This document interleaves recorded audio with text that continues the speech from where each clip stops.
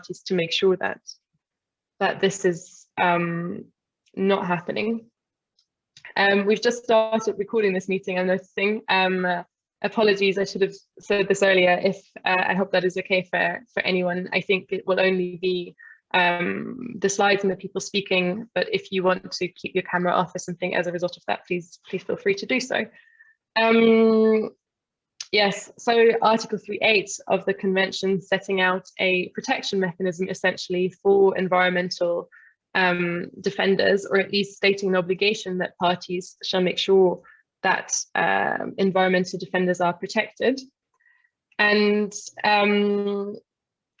this is now particularly current and interesting because in the context of the upcoming meeting of the parties of the convention, there is now about to be adopted a decision, hopefully, on a mechanism to make this obligation more concrete and essentially to develop a concrete mechanism to implement this obligation. And that is called a rapid response mechanism. And we will hear about this in more detail from Yves later on. But I hope this was helpful in providing a bit of background and context for the discussion on kind of explaining a bit what the Aarhus Convention is, what some barriers that people using it might face, and particularly on why we're focusing on harassment and negative repercussions that environmental defenders and particularly youth might face. And I think we have, let's see if this works, but we have put together a poll just to kind of hear whether you have any familiarity or any kind of awareness about negative repercussions in the context of environmental activism. So if this works, you should, I think you're seeing my screen probably, so, but hopefully you're also seeing the poll on your screens. I don't know if I don't see anyone nodding. But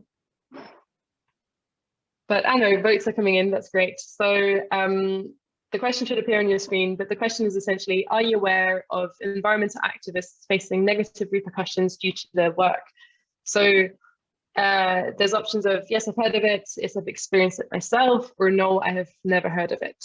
And I'll give you a little bit more time to respond.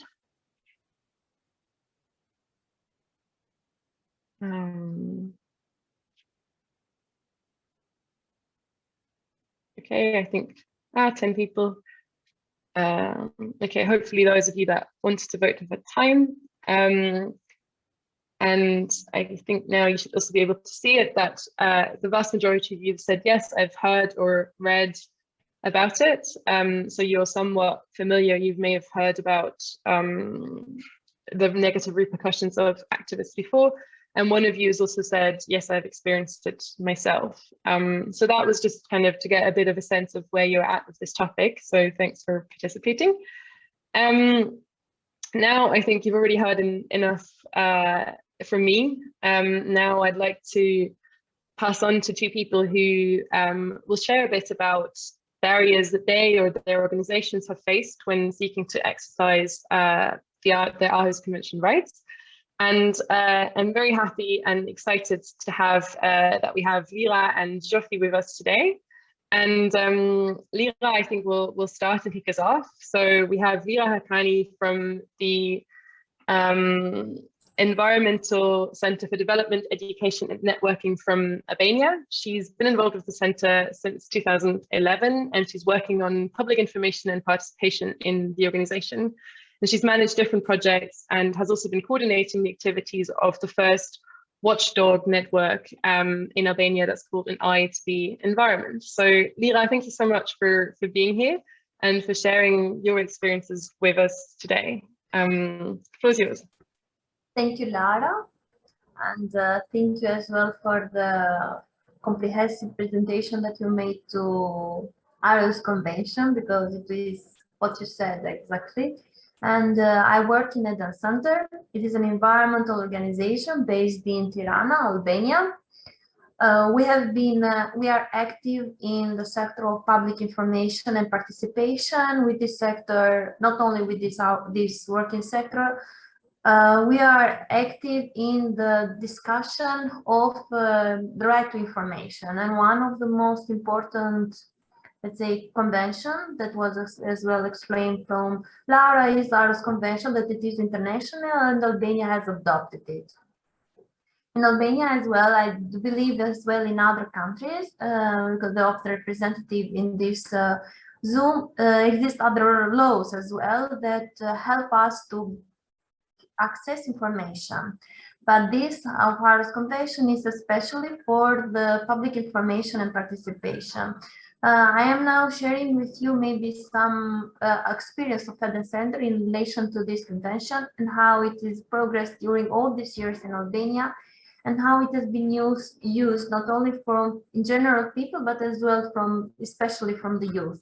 Even though the convention is adopted in Albania from 2001, it is still a process that the people are not all the people are aware of this convention, as we are now in 2021, that we are still discussing for Aarhus Convention is something that we need to consider, that there are almost 20 years and the people need still awareness raising for this important tool that we have in regards to environment. I think that now that is becoming more actual because the EU is more structured in content of the concrete risk that on the environment, and has developed policies and strategies that Aarhus Convention is directly connected with. One of the first pillar of Aarhus Convention is the right to information, and this is not only provided from Aarhus Convention, at least in my countries, but I do believe in other countries as well.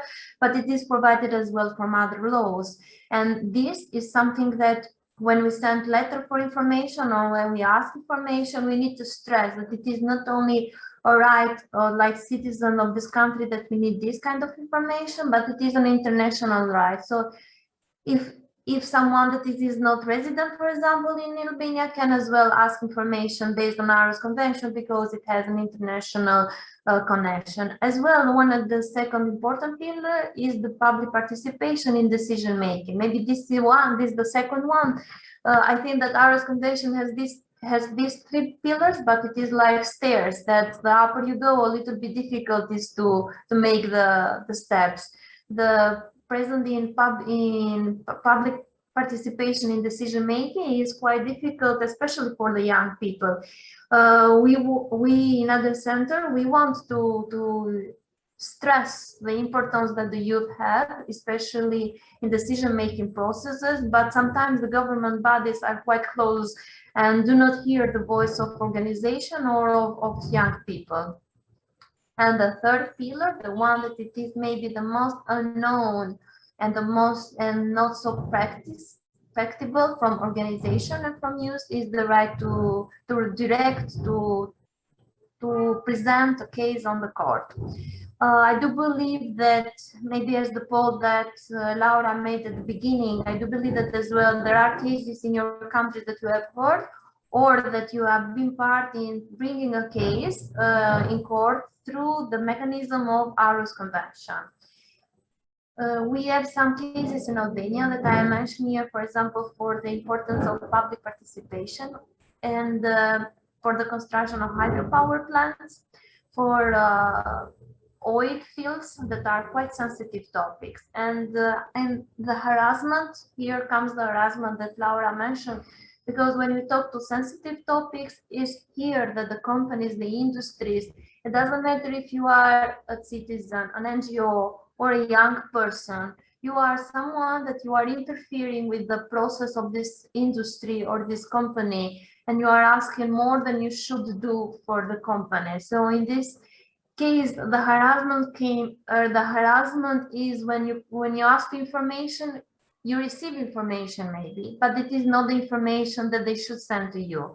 We have concrete cases in our organization. For example, we have been to oil fields in Albania because we have one of the biggest oil fields in Europe in Albania, to see the following of the environmental standards of the company. And we have the field visit there, and the company by themselves, they saw the risk because we were like unknown people for them, and they directed us away from their territory, let's say, because we were like a risk for them in that moment.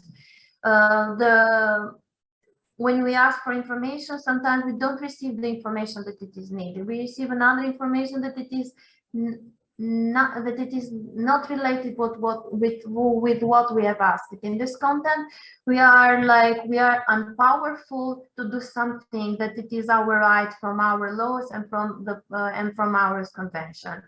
In Albania as well, we have the cases with hydropower plants. Maybe you have heard the campaigns in Europe for hydropower plants. We have one of the most important is the Vjosa, actually, Vjosa River, but there are hydropower plants as well for Valbona. They are in the north of Albania.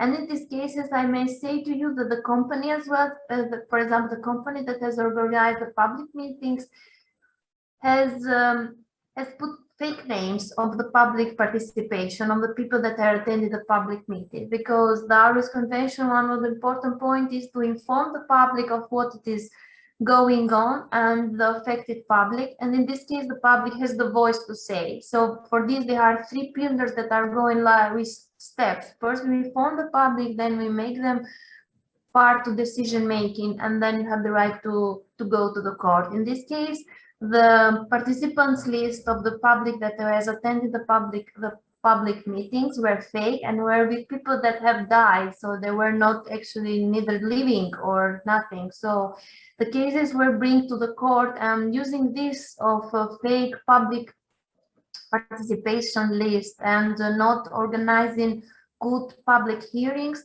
the court has stopped the construction of some of the hydropower plants to be built on the river of Valbona. So I am saying this example to bring the attention that as much as we know the law of the Aarhus Convention, as much we are powerful. Maybe it is difficult to understand them when we are young, but we don't need to be afraid that we are young and we don't understand the law, because as we are 20 years now and we are still in this process of awareness raising, and as well for people that are 20 years working with our convention, still are on the process of learning how to use it and how to make this useful to protect the environment. I think that this connection with Aarhus Convention, Green Deal agenda, climate change is the perfect moment to empower all these sectors. Maybe I can give the floor to Sophie to not take all the time, but thank you so much, Lira. Yes, and I will be happy as well if one of the participants can share some examples of their problems in local level with Aarhus Convention. Maybe they were not aware that they can use the Aarhus Convention in these cases, but now that they are more informed, they know how to react better. If you have any other question. Yes, thank you so much, Lira, for kind of giving this overview and sharing your experiences. I think that was very useful. I would also welcome kind of if any of the participants have something to share, but I think first we will go to Jofi, who will share a bit about her experiences with negative repercussions when in her activism. So she has a background in biology from the University of Aberdeen, where she was also involved in multiple volunteering and activist groups. She's from the Czech Republic and has been a full-time climate activist in the Czech branch of Extinction Rebellion for the past year. And at the moment, she's also a lovely colleague and the project coordinator at YEE. So Jofi, the floor is yours. Thank you very much. That was lovely. Yeah, I think I would like to connect to what Lira was saying. There are definitely some similarities and my experiences as well. First, I would like to kind of introduce two very contrasting experiences of mine that I have. I was involved with a divestment campaign at my university in Aberdeen in Scotland. It was this overarching campaign done by People and Planet, and basically we were lobbying our university to divest from the fossil fuel industry. And I think the first obstacle that we had to face was actually accessing the university's investment portfolio. That is something that we had the right to access, but the university was very slow in responding to us, and it really seemed like they were quite unwilling to respond and to give us their whole investment portfolio. This campaign has actually been going on for the past 8 years. I joined in its 5th year, and we were doing different petitions and marches and different events focused on raising awareness on this topic. And so after in my in the year where I was doing the activism, which was the 5th year of the campaign, we got the access to the university's full investment portfolio. So that was the first pillar of the Aarhus Convention done. But then we were kind of trying to be an active participant in the decision-making of the university. We were only involved in the decision-making after 6 years of the campaign, and it took 2 more years to actually lobby the directors of the university. But luckily, it was actually 2 weeks ago, I think, that the directors, along with the activists, signed a pledge that the university will divest from all fossil fuels before 2025, which is a big success. The second experience that I want to talk about is a very contrasting experience, in my opinion. Activism in the Czech Republic is especially focused on the climate crisis. It's very different to activism in the UK. So I joined the Extinction Rebellion movement in the Czech Republic here in Prague last year.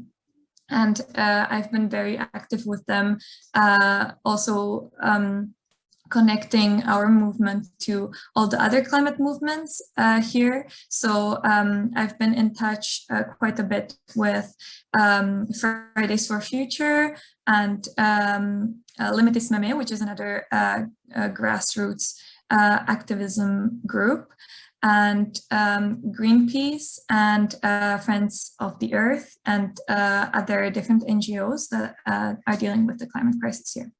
So in the past year, with Extinction Rebellion, we've been focusing on the finance sector, and we've been trying to access different investment portfolios and collaboration ties with banks and insurance companies. So we were, and the fossil fuel industry. So we were trying to access that information, which has been very restricted, and it involved 2 professional NGOs to have full-time employees to actually dig this information out. So very, very inaccessible information, very not transparent from the companies and the government as well. And it's been quite a pain for us as grassroots activists who only operate on volunteers and people who do this in their free time. And our big rebellion, so Extinction Rebellion always has usually, it happens twice a year that they have big rebellions. They usually focus on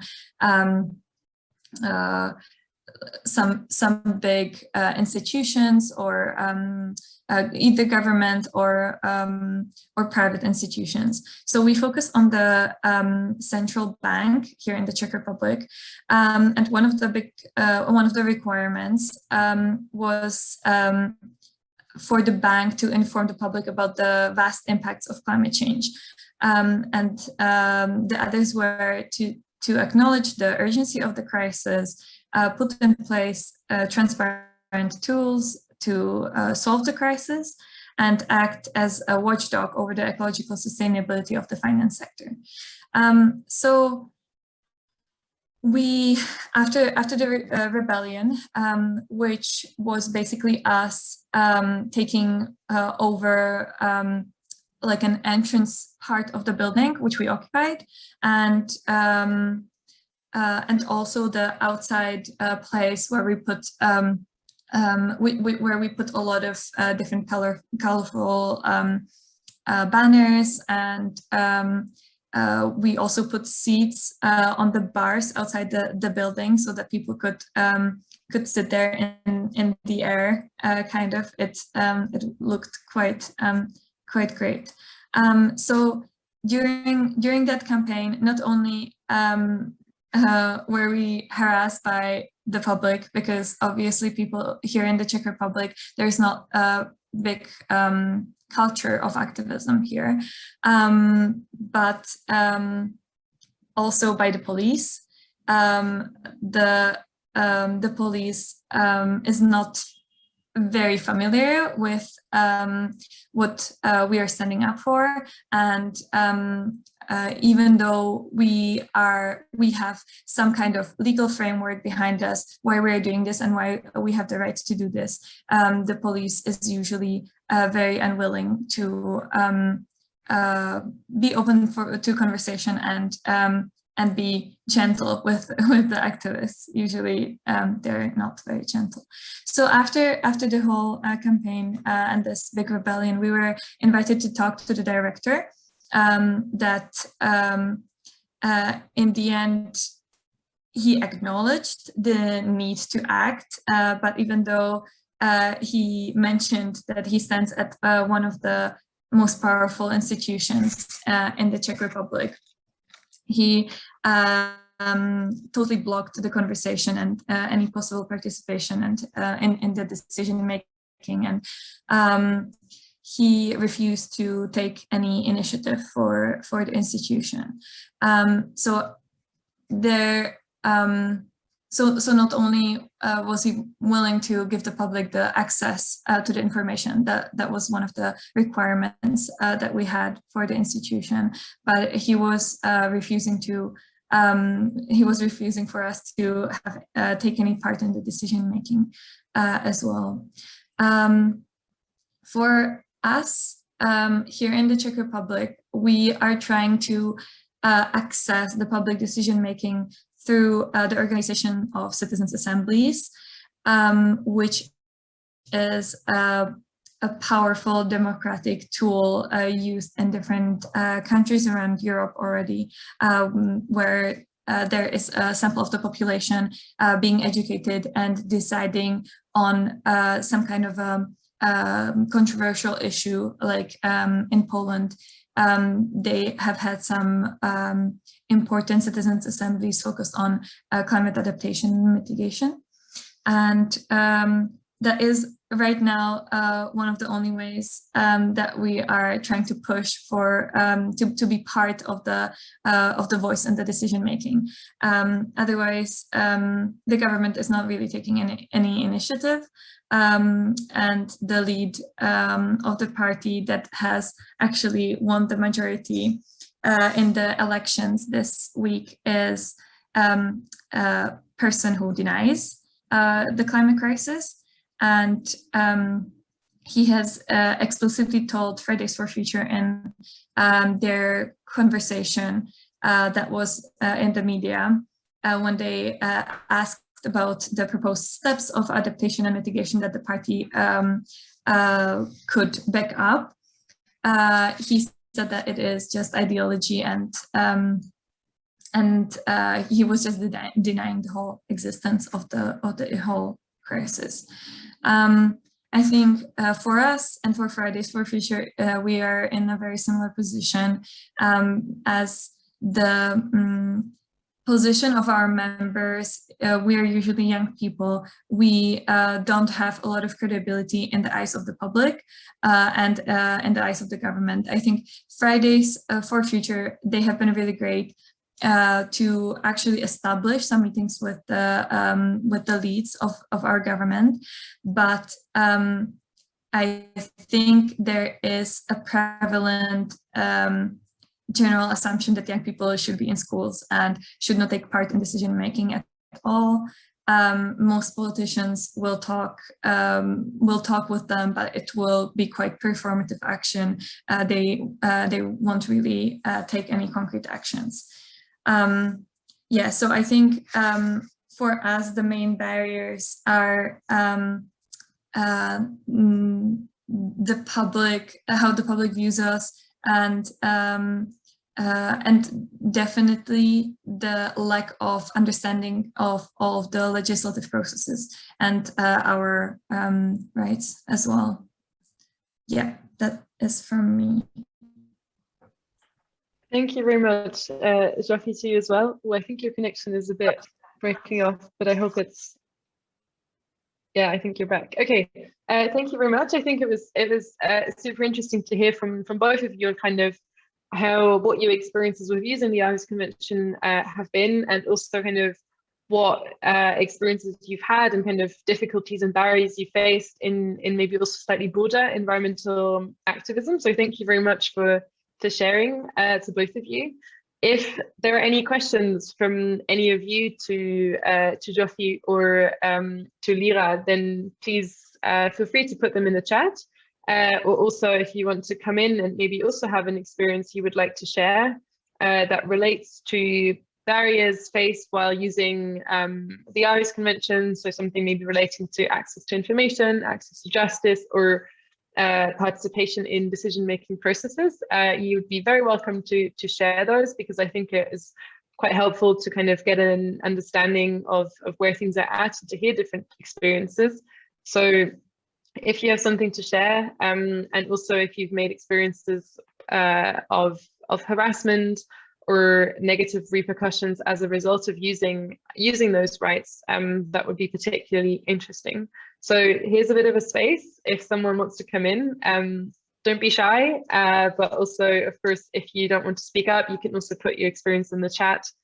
Or if anyone has any questions to our speakers, now would be a good moment.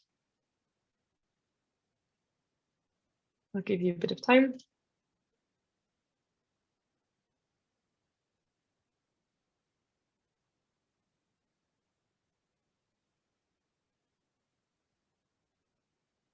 Francesca, I see that you've got your hand up. Yes, please do come in.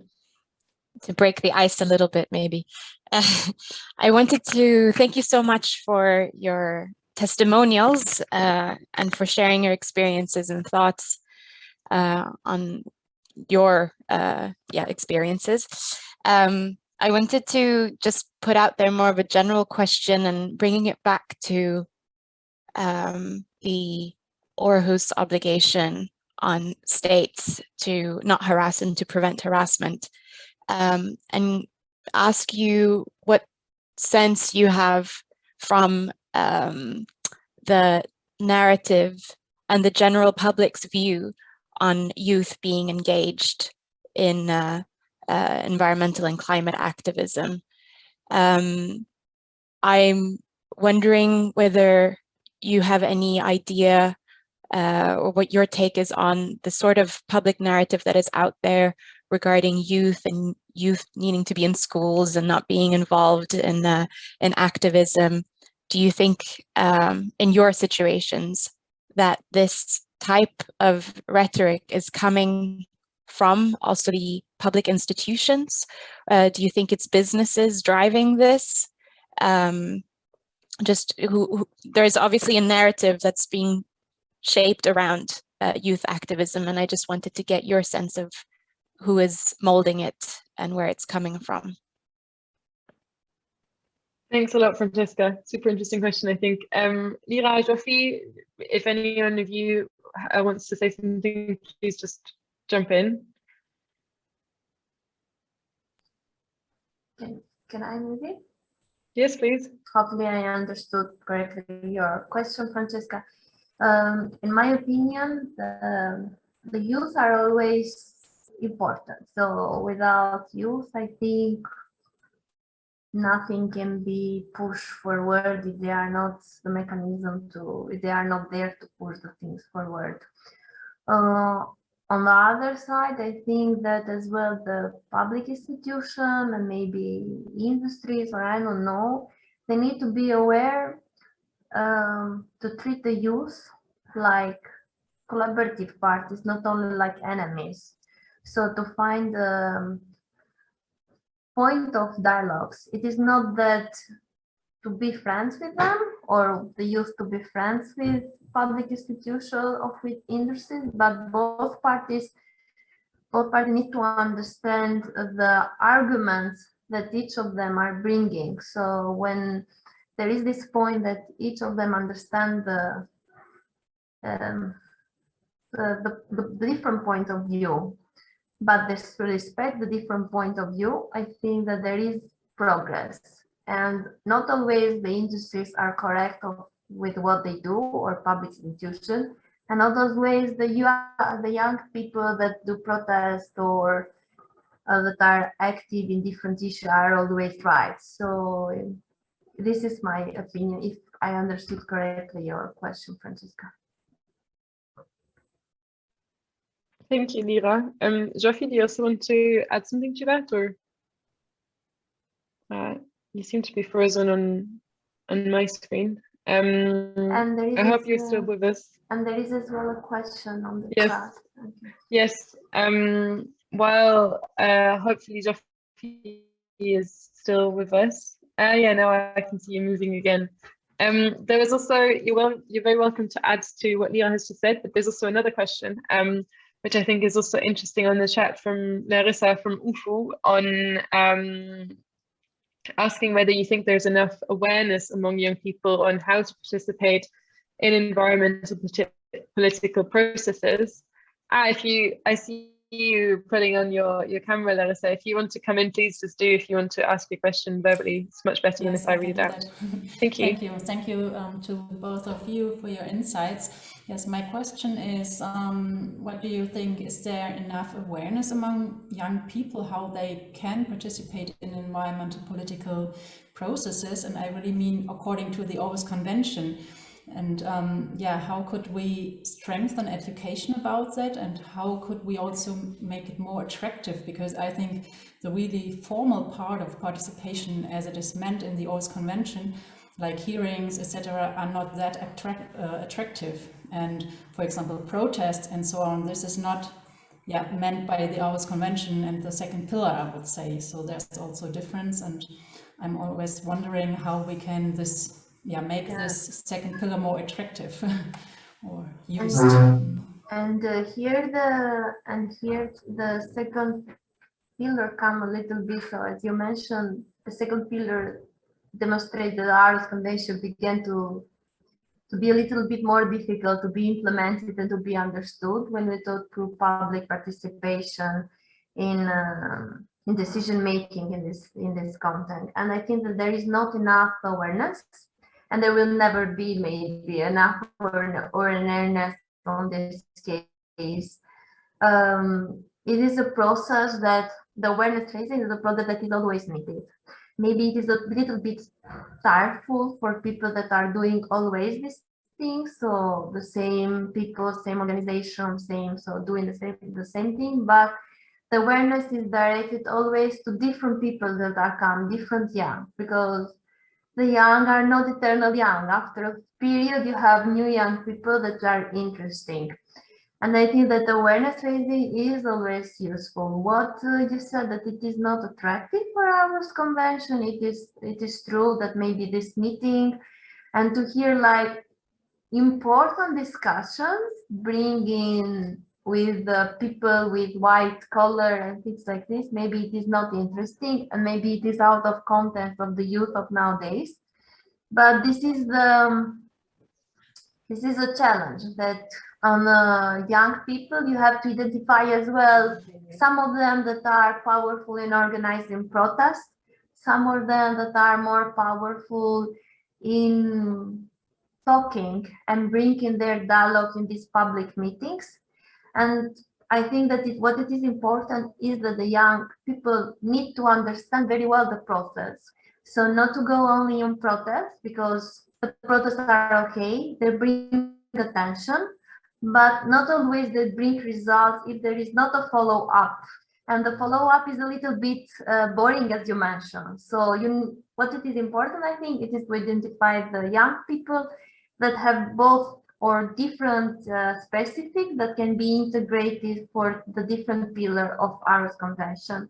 And all of them need to be aware of all the process. So to not stop the access to information and not know that after the access of information is the right to take part in decision making, because the government industries are deciding for their future and for their environment where they are living.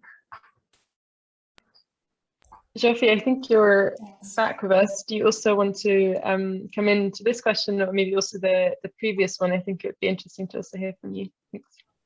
Yes, sure.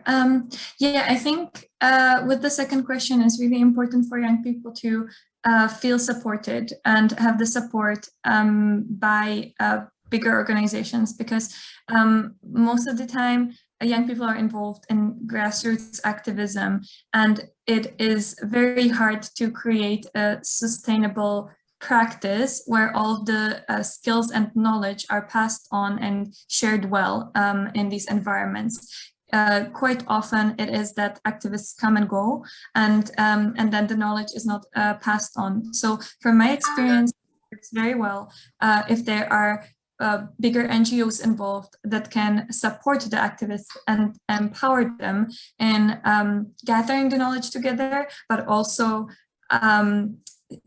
doing like skill sharing workshops and kind of workshops that give the people the means to take what they can, and then to lobby and kind of focus on the pillars of power in the society. Yeah, I think for us that has worked quite well so far. Also, I think it's really important that these organizations are international quite often. So I think it has worked quite well that the different international organizations communicate and pass their skills and good practices to one another, because sometimes we need to act in a very cultural specific context, but sometimes the skills are shared in multiple different countries, and successful campaigns can be reached through just the skill sharing on like an international level. Thank you so much, Geoffrey. Sorry. Yeah, thank you. I just wanted to thank you.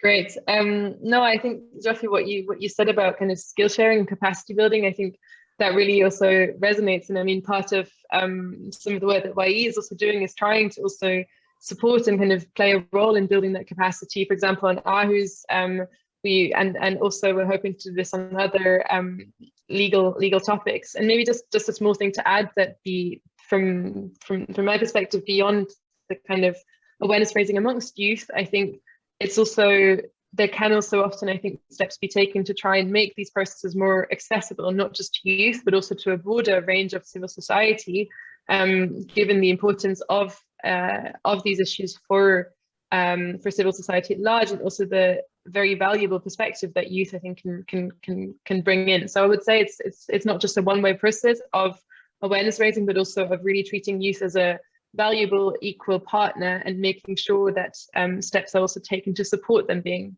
there. There's two people who've raised their hands. We're running a tiny bit behind schedule, but I think it would be nice to hear your questions. So if you could be quite brief, that would be great. But Michael and Yin, Michael, if you want to come in first with a brief question, and then Yin straight after, and then maybe we can have a very short responses by both of you before we move on to the next point. Michael. Thank you for the floor. I'm colleague Michael Kakule from Butembo town, more specialist side of DRC. Michael, I was very interesting for this session. Yeah, I'm getting you. Michael, My I'm really sorry is just to know if is there any strategical plan about how we to promote beekeepers, to promote pollinators in our town where bees are killed by chemical products. Michael, I'm really sorry. The connection was really poor and I couldn't really understand. I think it was something with bees, and I also apologies to kind of cut you off there, but we're really focusing on kind of participation.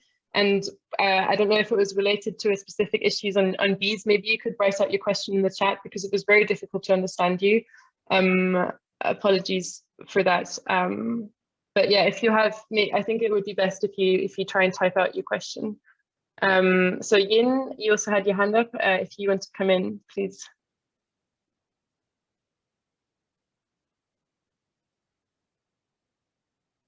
Okay, maybe that's an old hand.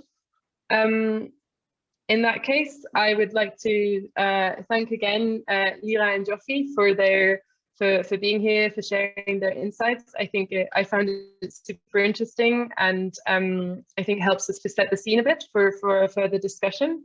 So thank you very much for being here, and I hope you can stay on and also participate in the workshop setting that we'll get into shortly.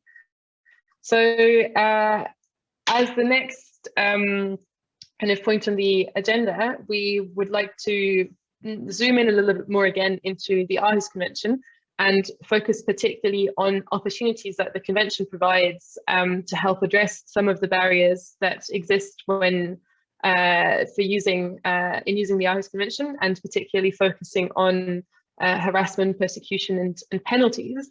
And for that, we have with us Yves Lador from Earth Justice, who has been working on this topic for a very long time, I believe, and we're very happy that you're here to provide us an introduction and an overview of what's coming up with the rapid response mechanism. So thank you very much, and the floor is yours.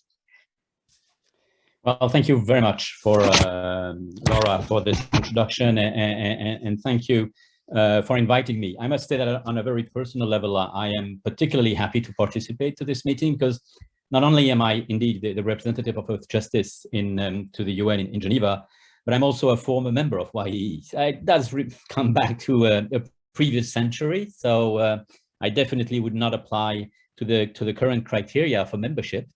But what I'm going to tell you about the Aarhus Convention actually does have some links with the story of YEE, because I was there at the time when YEE, or what was called before, it had another name, but what was YEE was chaired by Mark Palametz. And actually, Mark Palametz was one of the negotiators for Belgium of the Aarhus Convention. And I remember very well, both of us have drafted, and we particularly had some work on Article 1 of the Aarhus Convention, which finally went through when it was blocked by a number of countries, and we definitely needed to get out of that situation. So, you know, all of these discussions brings us very, very closely to YEE. Having listened to the first part of the discussion, I really understand some of the difficulties you can have, and I was very, it really reminded me a lot of the discussions we had when we're talking about having volunteers working on such very hard issues, and I really understand it was already a problem in our time. Some of the technical aspects are difficult to grasp. We don't have always the time we want to devote to these actions, and so it is indeed difficult. But for example, we had this good question about protests, which are not included in the second pillar, that is on public participation. Well, that's a very good question, because it brings us directly to the issue of what sounds very technical, which is Article 3.8 of the Convention, which is precisely what you read, Laura, at the very beginning. It's part of the very beginning of the Convention, and it tries to really underline what are the basic conditions for this Convention to be able to be implemented. Because, okay, you have specific rights, but you need a certain context. And what is interesting is when we were negotiating this Convention, on the part of everybody, I mean, civil society as well as states, we never got into details in these elements because they seemed obvious for us. I mean, having to protect environmental defenders was not on the table for any one of us. We thought that it was obvious. There were some difficulties here and there, but it was not an issue, as unfortunately it has become today. So it is an indication that on one side, we're not going in the very good direction, because we have to increase the type of work around such an article. And if you take what is now the parent instrument for Latin America, the Escazú Agreement, precisely because of the context of the time, but also the Latin American context, they developed a whole series of provisions for the protection of environmental defenders. So now the Escazú Agreement is the agreement that has the strongest provisions, legal provisions, in order to protect environmental defenders, and they are legal obligations for every party who ratifies this instrument. So it's an interesting and a bit worrying development, because of course Article 3.8 really, as it was said, affects the whole of the implementation of the Convention. So even if it's a very short line, if it is not respected, then more or less all what comes afterwards can become just like a mimic, I mean, a fake implementation. And we have to be very, very worried about that. Now, the good news is that over the last, since last MOP in Budva 4 years ago, in Montenegro, and this MOP, there has been really an awakening on this. Unfortunately, one specific situation, which is Belarus, has provided a lot of elements for that. That is, the situation has degraded so much and so quickly that it was really a wake-up call for everybody. And the wake-up call had an effect. The cases, as you know, the Convention has one of the strongest implementation mechanisms. That means when you have a treaty like this, states voluntarily ratify it, which means they consider that they now have, I mean, they consider it's a legal obligation. They have legal obligation through the ratification process. So it becomes something that you can use directly at home in your own country. It's not something that's just floating in the air, or whether it would be just in a drawer in Geneva. No, it's something that you can directly use. This is an important aspect, because the compliance committee, the committee which looks over how do the countries, how the parties apply the Convention, it has a mechanism where anybody from the public can directly access to it. And it's quite interesting because it was the first environmental instrument that was directly importing a human rights mechanism. You have this in the field of human rights. You have a number of fundamental treaties, like on civil and political rights, or economic, social, and cultural rights, or the rights of the child. They have a mechanism, but states have then to recognize the capacity for the committee to receive communication coming directly from the public. With the Aarhus Convention, it's automatic. You can ask for a small time to adapt yourself before it is possible to use the mechanism. But at the end of the day, you will recognize the authority of the committee to receive individual communications. That's a very, very strong mechanism. And of course, it was used, and I think Sergio is here. So Sergio from Belarus can also say something about that, because it has been used by an organization, but not only just EcoHome, but a number of organizations in Belarus, precisely to bring these issues to the compliance mechanism. But then, although the compliance mechanism is a very strong one compared to other type of mechanisms that would exist, similar ones, It takes time because it needs to go through the process. It needs to read the documents. Then you have, which is a very fair discussion, hearings in Geneva, and then they go to their final decisions. When we're trying to protect people who are threatened because they are acting for the environment, that's too long. So there has been a real thinking going on within the secretariats, the parties, the civil society organization, and the outcome is what is on the table for next week, what we call a rapid response mechanism, which means that a special rapporteur will be nominated, and a special rapporteur, that's also something that which is coming like a legacy from the Human Rights Council.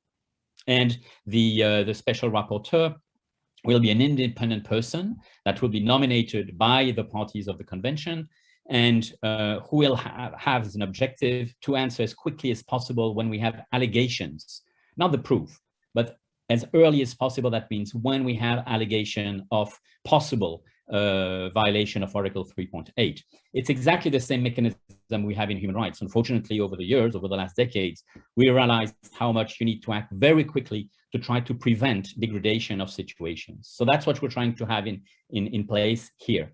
So this mechanism first will be independent. So the nomination, the person who will be nominated, that's going to be very important. Second, it will have to act very quickly once it has the very first information. It will act as much as possible and try to target the affected authority, which seems to be the problem, and then develop a dialogue. And what we hope is that this dialogue, this discussion, putting things on the table, will help to clarify the situation. So in order to be very concrete, I could take an example we had some years ago here, and that will echo very clearly to some of you, which is the repression that some of the strikes, the Friday strikes for climate, which happened here in Switzerland. And we had a very contrasted situation. In a place like Geneva, the authorities were actually supporting the strikes, when in other places of Switzerland, they totally repressed the strikes. Exactly with the words we've heard a bit before, saying, oh, you know, students just have to study, they don't have to mind about these issues, that's just for the grown-ups. And then the usual argument was, anyway, we're doing such a good selection of the wastes that there's nothing to say about our climate policy, as if it was, you know, related. So it really showed how out of touch these people were, but nevertheless, they were repressing these youth groups. So, I mean, I'm taking this as an example because it's a very basic example, very far away, unfortunately for Belarus, to what they have to go, unfortunately for us. But it would be, for example, a very good moment to have a discussion here in the country with such a mechanism, and to have a possibility, because this never happened. I mean, that was a situation. We did do a side event to an Aarhus working group of the parties meeting on that. Very little states came. There was a lot of youth people in the meeting, but very little states. So it did not have such a huge impact. And we didn't have a big debate about, you know, how do we deal with the fact that you have young people getting involved, but being repressed in their schools? For example, not allowed to talk about climate, even in the corridors. It was becoming a threat. And so what do we do about that? So it would have been very interesting to have such a discussion, and because it's very, very practical, with someone that can do a report, which not going to be, I mean, do a meeting, which not going to be finger pointing. That's not the objective. It's to prevent degradation of situation. Now, of course, in Switzerland, we fortunately have a number of other elements which will protect us from any severe bad shift. But still, we saw some pretty unhappy actions. So it means there is a need, even in a country like this one, to have such discussion. And of course, for worse situation, and unfortunately the worst case we have right now is the one in Belarus, but we have other very worrying information coming from other countries. We hope that this special procedure will be able to directly go to these different authorities and start to put things on the table. So that's basically what we're hoping to get next week as a new mechanism, as a preventive mechanism, and that is in a way with an innovation for an instruments like the Aarhus or later on Escazú or other type of similar instruments. So I'll leave it here and ready to have any questions and continue the discussion on that. Thank you so much. That was super useful and super interesting, and also, of course, very nice to hear that you are a former member of YEE, and nice to have you back in kind of a different setting, perhaps. If there are questions, I think it would be I think it would be nice to hear them. Perhaps as people maybe think about this, I might take the opportunity as the moderator to ask you a question, if that's okay. If you you've kind of touched upon the different ways where the mechanism could be used, and I think that was super interesting. I was wondering if you could share a little bit more, perhaps, about what the mechanism see in about the direction and the kind of structure of the mechanism. So I understand that it is yet to be adopted at the meeting of the parties next week, and things might still change. But from what we are expecting so far, what kind of are key elements that might be interesting to, that might be relevant for us to know in the discussion when we think about, okay, how can it be effective from a youth angle? Like, if you can give a broad overview of the structure, that would, I think, be very useful. Thank you. Yes, well, thank you for this question. As I said, I mean, this decision still has to be made next week. So I'm very cautious. I don't want to give any, elements that could suddenly be wrong in 2 weeks' time. So we have to be cautious on that. But we are optimistic. There's very good reasons to think that it will be adopted as put on the table. And this decision will be a decision of principle. It will have created the mandate as a principle, but then we have to go through the development, the building up of the structure once the decision is taken by the meeting of the parties, the implementation of that decision. So there will be some discussions on how the things will be organized. You need financial, there are, of course, even if the person will not be paid, it's not a paid job by the Secretariat. Let's be very clear. It's an independent work where the costs are covered, but you're not paid. It remains a voluntary position, which also is one way to guarantee the independence. No one can cut your salary and say, no, you're going to have to say this or that. That is not possible. And in a way, it's something done in order to keep the independence of the rapporteur. Once this is done, then the following step will be the nomination procedure, and there is a whole process in the decision that says how the person will be nominated, and we will see exactly if it will be an extraordinary MOP, or another proposal is to have it as a working group of the parties. That would be more simple. I won't get into the details. It sounds a bit bureaucratic, and it is, but at the end of that decision, someone will be nominated, and then you will definitely have the mechanism in operation. So that's what we're expecting. So it's going to start next week with the decision as a principle, and then the implementation. We hope to have the mechanism in operation during spring 2022. Now, if we take the experience we already have with existing similar mechanisms, what is interesting is you can directly access to the person. I mean, if you have an issue, you just write to the person, and then you will see what will be the answers. Probably you will have questions coming up, to give more information, more precisions, what had happened, and so on, to see if it's a systematic issue, and to see, to try to have a good evaluation of what is the situation that you are presenting.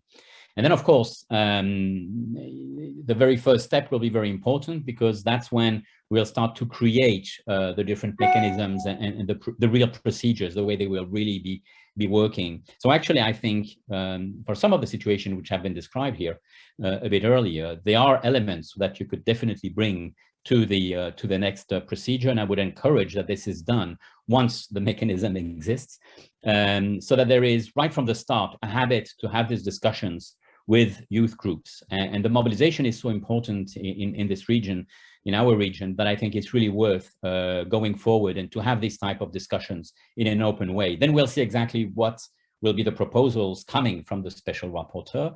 And of course, us as civil society, which you're part of, I would say the bigger family of EcoForum, which is the NGO coalition following since the beginning, since the negotiation, this convention. Of course, then we will do our inputs. We will also come with new ideas and make proposals. We'll be very, very active with this mechanism. Basically, that's what I can say at this moment, because it's too early to have more precision and say, where do you address this? Yeah. What is the type of language and so on? But we hope that it's going to be very simple, very practical, that anybody can just, basically send a mail with a good information to this address. Yeah, okay, thank you very much. I think that was very useful. I see that Piga has her hand up for a question. So I suggest we take that and then move to the breakout sessions afterwards. Piga, please.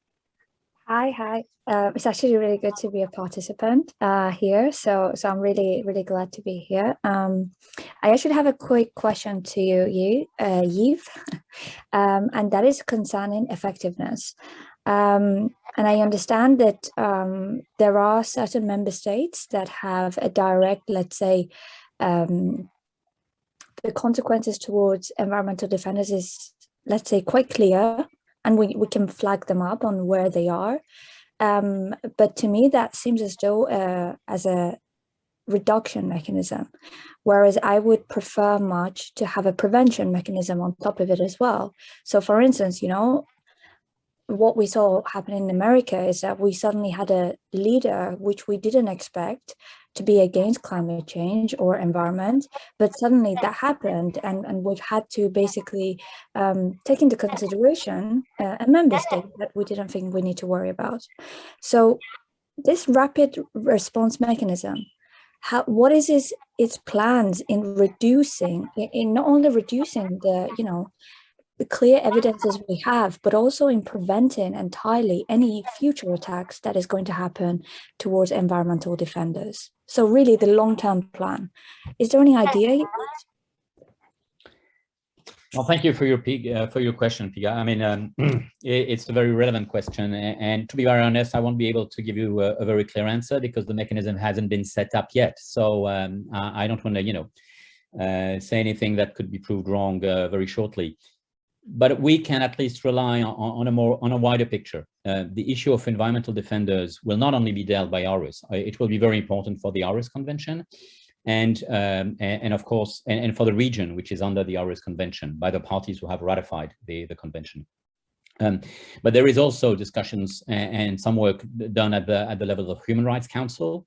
You have a special rapporteur on human rights defenders. And there was also a resolution, which is called the Resolution 4011, adopted by consensus by the Human Rights Council. And let's not forget, the Human Rights Council is made of states. It's not just individuals, it's really states. And the fact that it was adopted by consensus is something good and strong, which talks about the protection of environmental defenders. So now we have a roadmap for the implementation of this resolution. Of course, everything was slowed down because of COVID, so we definitely here have problems. But so there's a regular discussion, and the Aarhus Convention will come into this more global picture, because there is a more general discussion about how do we protect environmental defenders. Now, let's be very clear. I'll say two things about that. First, we are unfortunately going towards tougher relations towards environmental defenders, because environmental defenders are hitting the nail where it hurts, and we are directly confronting huge powers. And when we talk, we had this morning in another meeting discussions about the private sector. And you have huge elements, huge powers, and in some places it's very difficult to see where is the difference between the private powers and the public authorities. So the situation is not going to become more easy. We have to be aware of that. So we are trying to develop stronger mechanisms. We are also trying to develop a stronger message. So they say it's impossible to save the planet on environmental issues if you put the environmental defenders in jail. And that has been said by a number of special rapporteurs, by a number of people, and we want this to be repeated and repeated again, so that also the public understands what is exactly the challenge. We're not just saying, oh, these poor people and so on. No, if you put people in jail, you're basically depriving humanity of its own future. So this message has to be carried very strongly. And now the final thing is also to be more precise on what we mean by these environmental defenders. It's not a status. It's not it's the fact that just people stand up for their rights in the field of environment. That's what it means. And when you stand up for your rights in the field of environment, but like for all human rights, it is true that usually you're more targeted than someone who's not moving at all, but just using his or her own rights. So that's why you need a very, very specific protection. But that applies also, for example, to scientists. And we are going to have a number of meetings about the question of the freedom of science. Actually, just a few weeks ago, the special rapporteur on the issue of toxics and human rights presented to the Human Rights Council a report on the right to science, which is something which is crucial in the field of environment. So you see, things are progressing a bit on that. And anyway, these are small elements. They're not the full answer to your questions, but we are trying to build up in order to, bring things forward, have resources in order to struggle against the tide which is now threatening us. Thank you very much, Yves, for also answering these questions and kind of elaborating a little bit further on this. I think this leads us quite nicely to our next the next part of this meeting, which will be focused on what those mechanisms and what measures exactly should look like. So really thinking about what kind of protection measures are necessary for an effective rapid response mechanism, and particularly looking at this from a youth angle. So we'll focus on kind of the short term, the long term, the accessibility and so on. And to do that, we'll put you in breakout sessions so that we can have a more lively discussion and make sure everyone can be involved. Okay, I think we are slowly coming back. I'm sorry for closing a little bit earlier. This was entirely or mostly my fault of having computer issues and not really, the breakout sessions not really working in the way that they should have. So I did not mean to cut any discussion short though. I think there was a lively discussion going on in group 2, Fred. So if you were in the middle of that, then, because I think some people also had to leave, or for some the computer issues didn't really allow for participating in the discussion. So we're a fairly small group now anyway. So Fred, if you were in the middle of something, then please continue, and we can kind of organically move from continuing to the discussion to reporting back, and then hopefully we'll hear the interesting comments that you did manage to get in the breakout rooms. I mean, yeah, sure. Maybe I can see if we can fill everyone, move everyone on the same plane. Basically, we were talking about the different spaces. So you have the immediate, which is like somebody got jailed and a special rapporteur might have to step in to hopefully get someone released from police custody, something like that. Then we have a little bit of space of anything between a few days, a few months, a few years. And then we have the very, very long term, which is the Aarhus Convention Compliance Committee comes to a finding, the meeting of the parties endorses it. And we were talking about that space in the middle, talking about the need for prevention, dialogue, capacity building. But I would be very interested to hear where exactly, where the immediate measures stop and where the ongoing and the long-term measures start. I think because the important thing is this is going to be a new thing, and the special rapporteur is going to come in and is going to be very motivated, hopefully, and it'll be very much up to what the expectations on that mechanism are, of how strong it's going to be. And I think if the first couple of people who come and ask for help have realistic but strong expectations, it can set the mechanism itself up for success in the long term. But going back to that bit, I'm wondering where those immediate things stop and where the ongoing things start.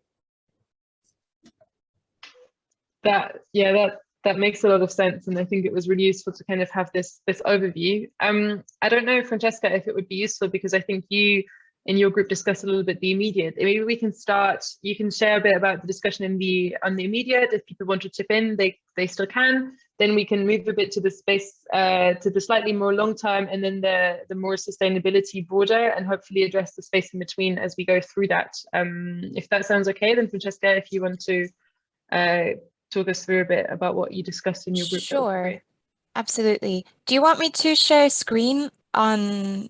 I have otherwise 4 points that I could read out, but if you prefer, I'll share screen, because now I went through the trouble to write them down. So I don't know if you can see these 4 points. It's coming through. I think it takes another second or so. Can you see them?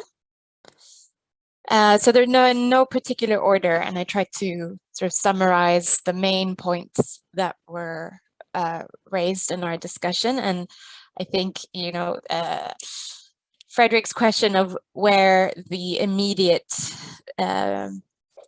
begins and ends and where the long term kicks in is an interesting one. And if we see specifically on how the rapid response mechanism draft has been written at this point, paragraph 13 talks about immediate protection measures, but it's very general. It essentially gives the freedom to the special rapporteur to decide on a case-by-case basis what is necessary for that particular instance, which is very good because we actually don't know, you know, it really does depend on the situation, what sorts of harassments, threats, persecution an individual is facing. On the other hand, it also made it a bit challenging for us in our group to really see what the menu of options are, let's say, for what the immediate protection measures should be. But this is just a general point that there is, in a sense, that freedom, but then not really knowing the precise measures that could be taken under that paragraph means that it's difficult to assess whether those measures would be adequate or effective. So it really depends on a case-by-case basis. But other things that were raised while we were discussing is that perhaps direct protection measures should also be directed to companies, as companies themselves are also the source of harassment at times. Another thing was that it might be useful when we think about what sorts of protection measures could be taken to share experiences, for countries to share experiences on what they do in instances of harassment, and share those experiences between countries, and bearing in mind also the diversity and the particular youth experiences that are recorded in different countries. And then that awareness raising both on the experiences of harassment and the experiences of youth, awareness raising on environment and climate are in and of themselves an education and preventive measure against harassment. And there's still a lot of education and awareness raising that needs to be done in the field of environment and climate, as there are still a lot of deniers out there. And I think that, you know, a lot of work still needs to be done on awareness raising, which in and of themselves is a more maybe long-term preventive measure though. So it's an immediate, it's not an immediate protection measure, but in the long term, it will be preventive. So that's how far we got. I don't know if there are other suggestions or thoughts, or if I missed anything or misrepresented anything from the group or from the other group. If you think of anything, feel free to jump in. Thanks a lot, Francesca. That was a really useful overview. If someone from the group wants to add something, please feel very free to do so. Maybe raise your hand to let us know that you're wanting to come in. Otherwise, maybe Frederick, if you, because I think there was already kind of some links between the more long-term focusing on prevention and awareness raising on that maybe helps to prevent harassment and so on in the future. But if you had some other ideas, or also some concrete ideas for measures that could be effective in the short or long or intermediate term, that would be really interesting to also hear from you. I think, yeah, thanks a lot. I think one point that can be still added to the discussion was a point that Eve raised in the very beginning about the dialogue with the authority, I guess, on the ground, or the authority in question, the public authority that that breached one of the Aarhus rights, and that the dialogue, if being had with the special rapporteur or by the special rapporteur, comes with you know, different with an authority, or I almost want to say mandate from the Aarhus Convention. So it's a dialogue that civil society would be trying to have anyway. It would be saying similar things just from a different perspective. But I find it an interesting point that just by the, you know, by the detail of who's saying what, it can make a big difference, and that there's no authority can stand behind it. In this case, the authority of the special rapporteur. Other things we've talked about, yeah, as I said, a lot of capacity building for activists, so they know what their rights actually are, because oftentimes it comes down to that if you talk to someone and if you have an issue, you already mention, you know, listen, I know exactly which rights you're encroaching, and what may be done in response to that. Other things we've talked about were, again, the main issues of trying to prevent these problems from happening, and I think that can be a big piece of work for the special rapporteur as well. When you come in there and somebody comes with a certain situation, and the special rapporteur realizes that the issue is actually a little bit more systemic, and that the particular issue that was raised with him or her may just be an example. And I think that would be an interesting thing to see what can develop out of that. Thanks a lot, Fred. Is there someone from the group who would want to add something? I think you were the biggest group, so no pressure, but it seemed as if there was quite maybe a nice discussion going on.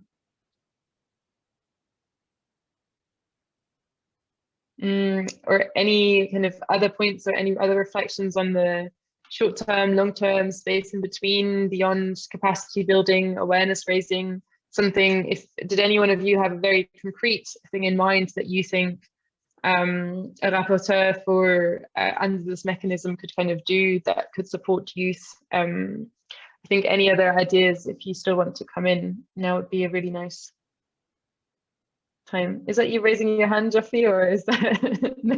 Okay. I mean, if no one wants to add something on this, we could also, the group that well, I was meant to be in but didn't manage, which is a bit ironic because it's on accessibility also, was to look at how can this response mechanism be accessible, and particularly from a youth perspective. I found it quite interesting, Yves, when you talked about it earlier. You said something like, oh, it should be simple. You should just be able to write in, or maybe it could be something like writing an email with the information to the rapporteur and kind of getting a response for that, which sounded in a way like a very accessible mechanism, at least more accessible than having to go through a lengthy kind of form administrative procedure or something. So I think these are some of the considerations that could perhaps be interesting from an accessibility perspective, in terms of it needs to be something that can easily be done online, maybe it doesn't take too much time, but of course, while recognizing that adequate information needs to be provided also for the person to take action. I think maybe something along the lines of it being explained also in very simple terms, so that it's also understandable if you're not an expert already on Aarhus.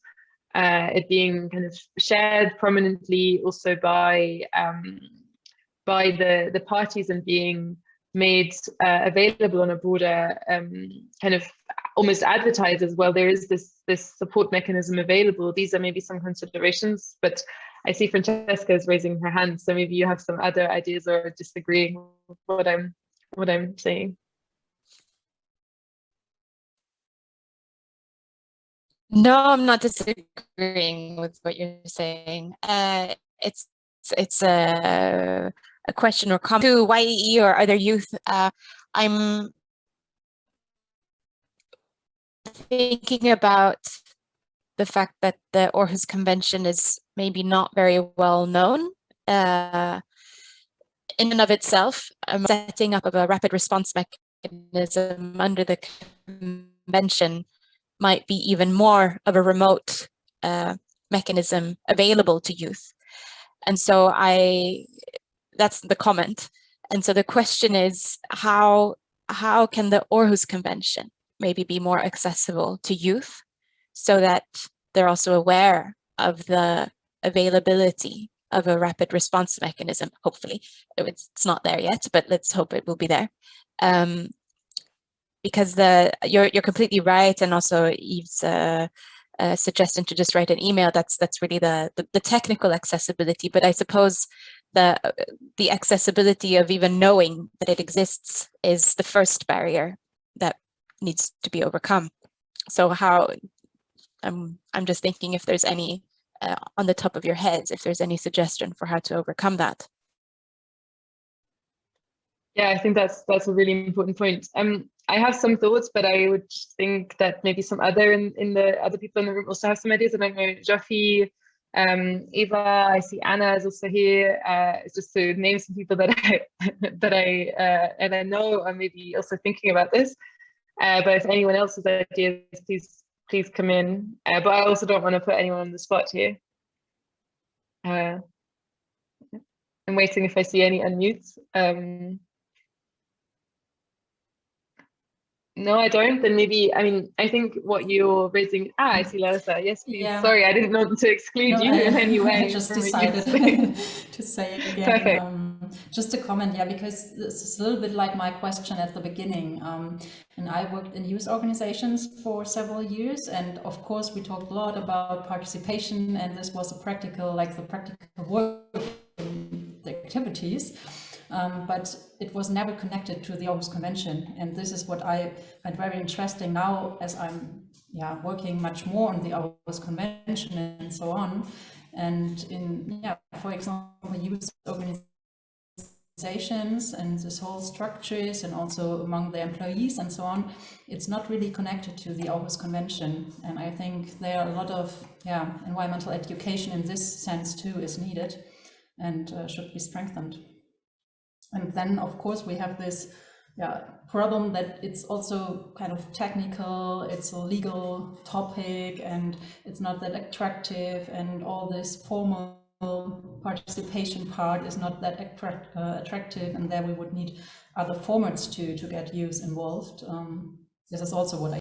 Yeah, thank you very much, Larissa, for sharing this observation, and also Francesca. I mean, I think it goes in a similar direction, and it also very much resonates with some thoughts that I've had, and we're within YEE are also trying to kind of work on this and bridge exactly the gap that you've described of there being tools available, but these tools seeming technical, inaccessible, kind of maybe removed from what most people think about when they think about climate, environmental activism, and so on. I'm wondering whether Aarhus is maybe not as difficult to communicate about or so on, because it is in a way a tool also from when we look to the what the objective of the convention is. It's the environmental democracy rights are meant as a tool to bring about a healthier environment and so on in its most simplest term.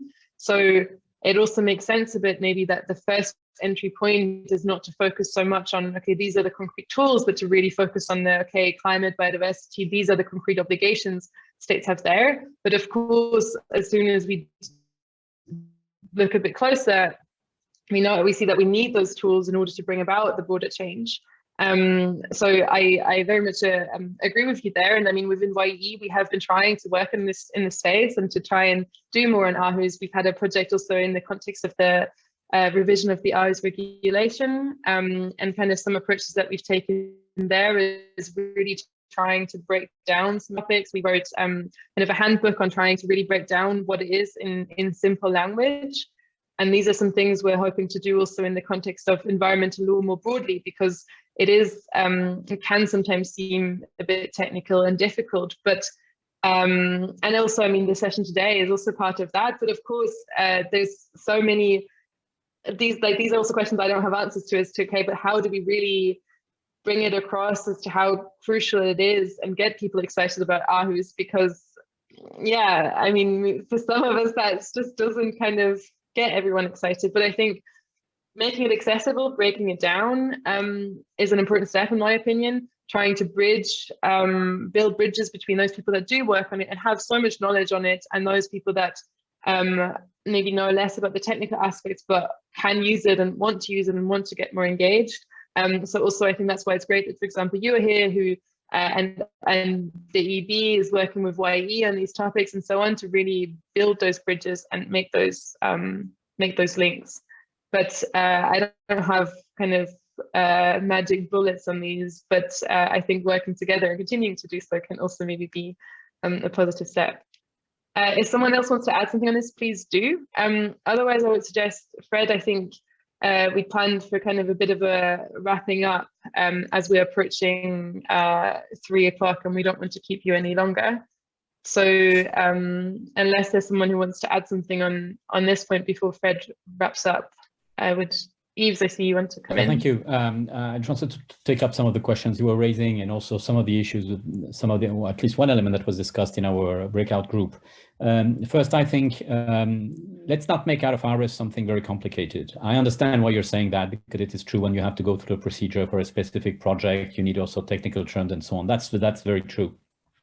But Aarhus has not been developed and was not, let's not forget, the original point of Aarhus was the experience that people had gone in the Eastern Bloc, where precisely there was no discussion possible, no right to information, nothing. And we see how when you have such a dictatorship, the impact on the environment is just dramatic.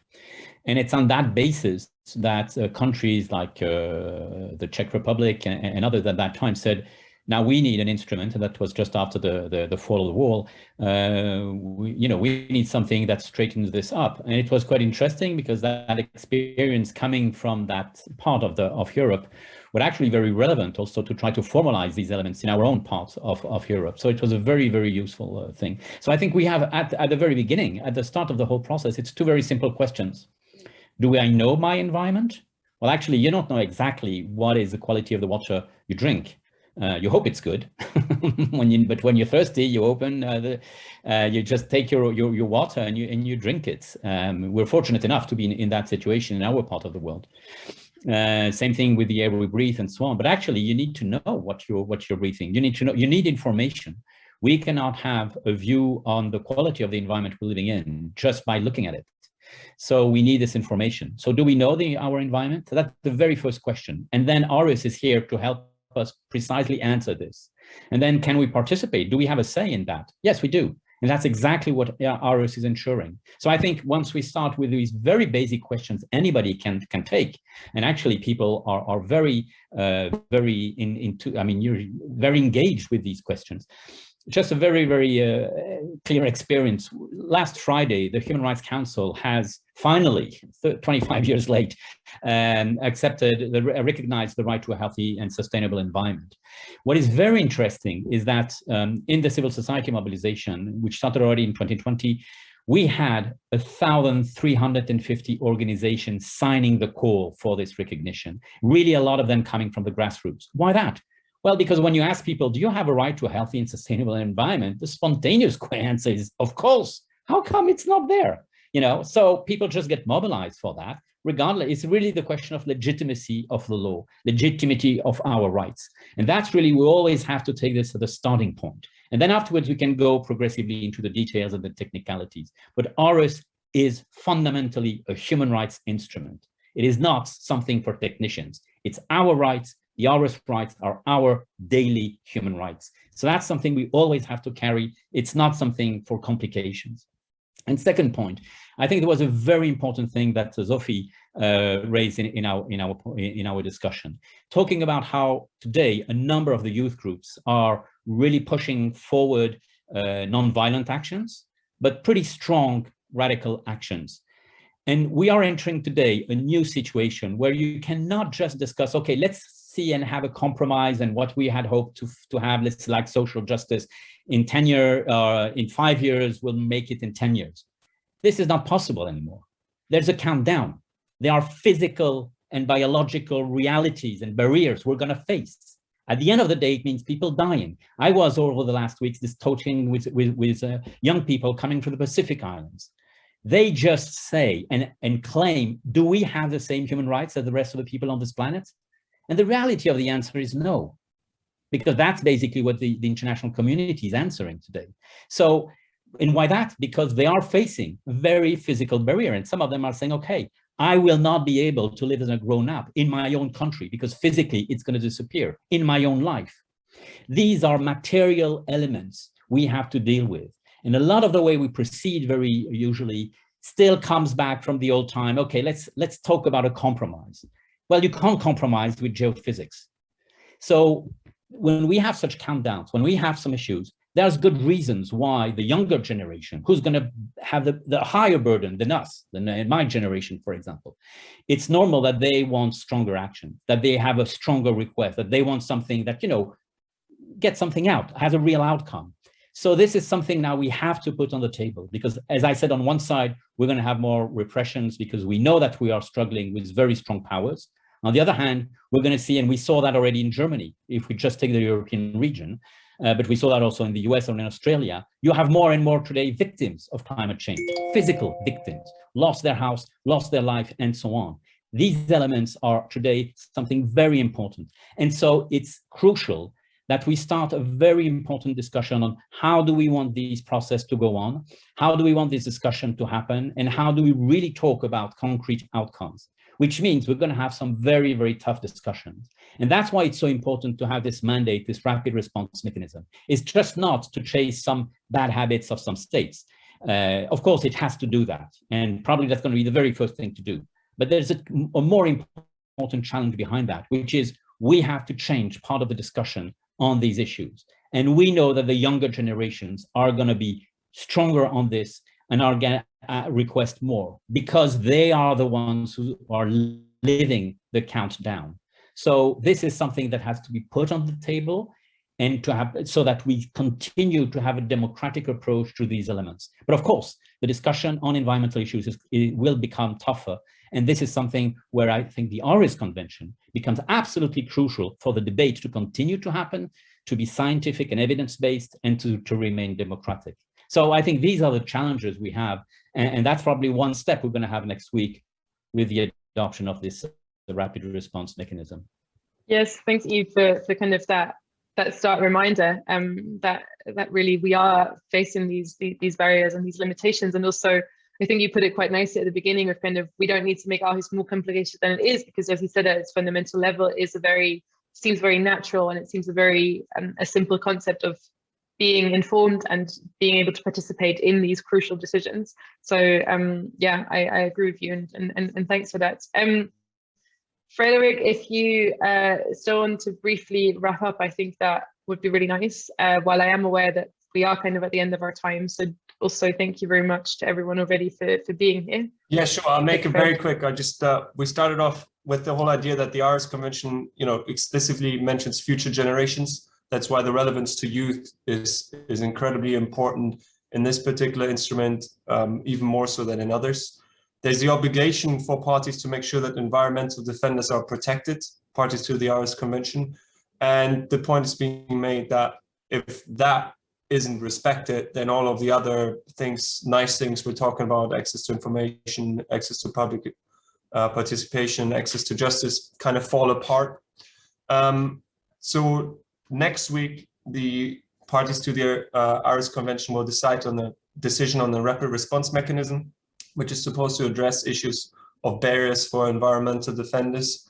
And the main issues we've identified today, I think, is a big issue of barriers to access to information and the importance of access to information, the need for young people to be supported and feel supported and instill confidence that their voices are valuable and they're being heard, and that their activism is being protected, that they know they can be aggressive because they don't have to fear repercussions. And that can be done through various means. One of them is obviously capacity building cooperation with bigger NGOs, but another means is, of course, to know that there is a safety net in case public authorities overstep their power. So there's a big link to the wider human rights protection mechanism, and to realize that Aarhus rights are human rights and that they are important. And if your Aarhus rights are being encroached upon, that you should be raising your voice and then you should be allowed to do something against it. That was a great summary and very succinct. Thank you so much, Frederick. And also thank you very much to everyone who has been here today. I thought it was a really interesting conversation and discussion, and I really appreciated the various inputs we received from you. So really thanks a lot to everyone for being here, and I hope that we can continue to keep up the kind of dialogue on these topics, and also after the rapid response mechanism, this is hopefully adopted next week at the MOP and in the future. So yes, thank you very much everyone for being here. Have a lovely rest of your day, and let's hopefully be in touch again. Thank you everyone. Thank you, bye. Thank you, bye. Thank you, bye-bye. Bye.